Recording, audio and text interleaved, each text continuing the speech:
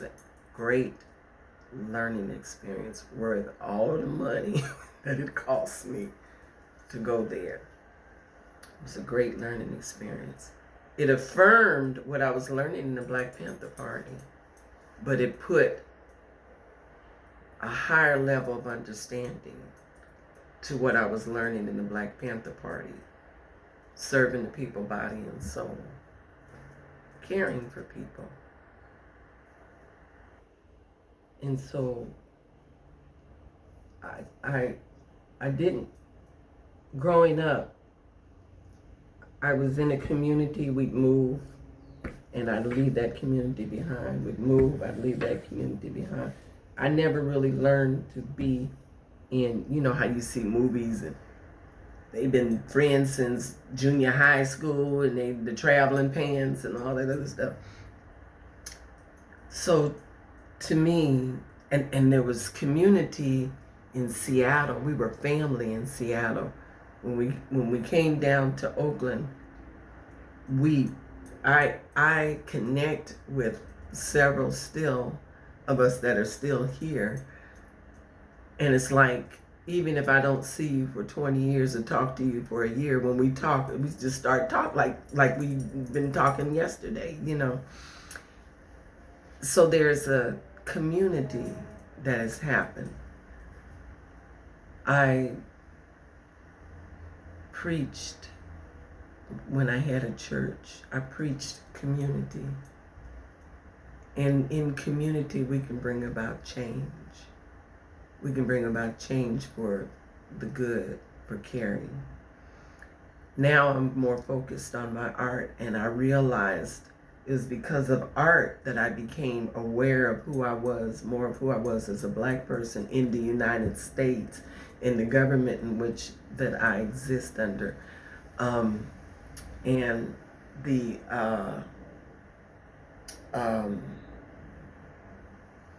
art is powerful when it's used to encourage moving from surviving to thriving. It communicates, and especially even as you get older, I'm like, I read the headlines. I don't know if I'm gonna read the whole article, or I might read the first 2 lines of each paragraph to see what the article is talking about, because I don't want to get into all that rhetoric or whatever.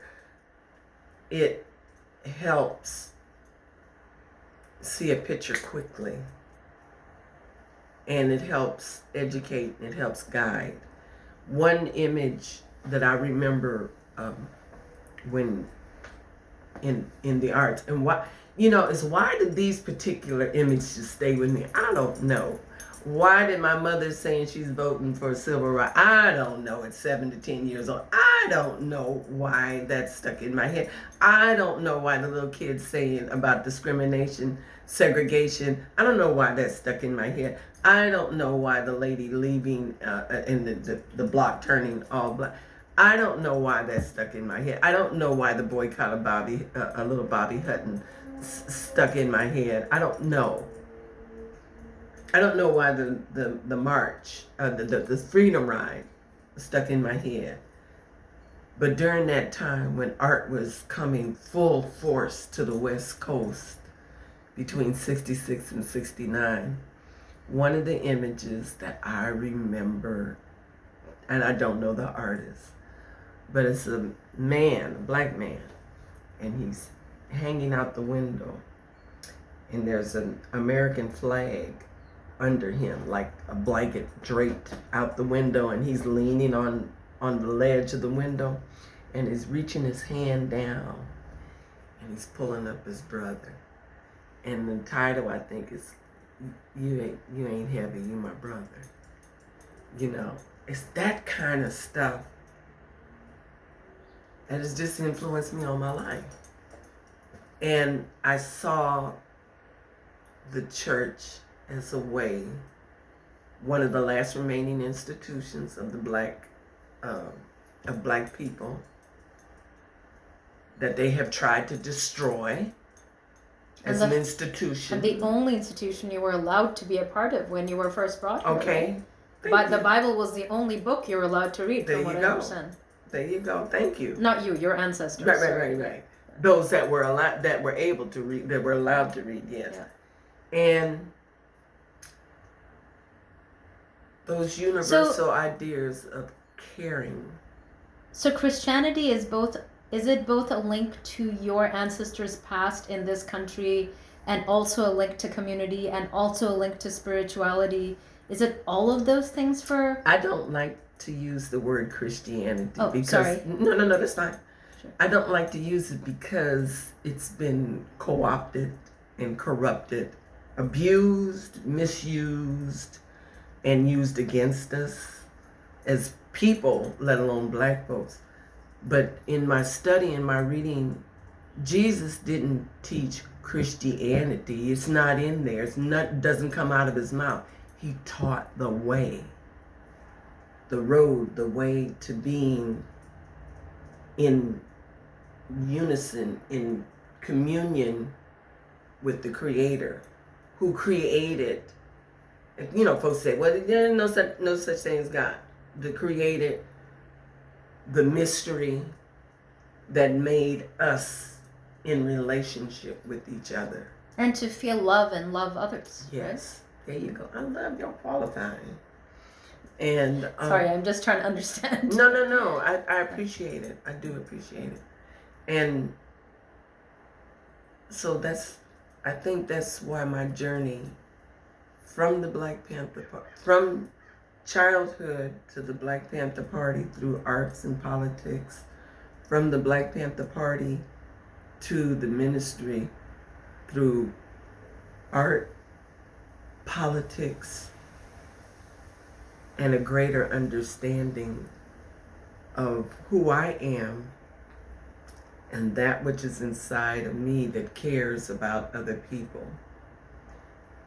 If I love my neighbor, if I love myself, so I have to self-care, I can love my neighbor. If I love my neighbor as I love myself, I'm now in relationship with that which has created us. And if you look at your body, you know, we used to learn as a kid, your ankle bone connected to your knee bone or shin bone or whatever, but the one that is connected, our body is it's all interconnected. The universe is interconnected. We're out of sync because the ice caps, their purpose, as they melt, they're not able to protect us. And that's how the system works, right? The system of exploitation. Yep. It does so by segregating people, Yes. by separating people, Yes. and by severing that feeling of connectedness between Yes. humans, Yes. from humans to the land, from humans to Yes. the plants and animals. Yes. And so it seems to me that one of the things that the teachings of Jesus did for you, and being in those teachings, is to reconnect, Right. not just you, but also help you reconnect other people to each other and to the past, the future, the larger The present. creator. Yeah. And that was my purpose while I was a minister in the church. I was only 8 years, and then they taught me, I had to learn some other lessons. But I preached community because I felt like if we were in community, we could do a lot of things. We could make a lot of changes. And the Black Panther Party demonstrated that, Yeah, right? exactly.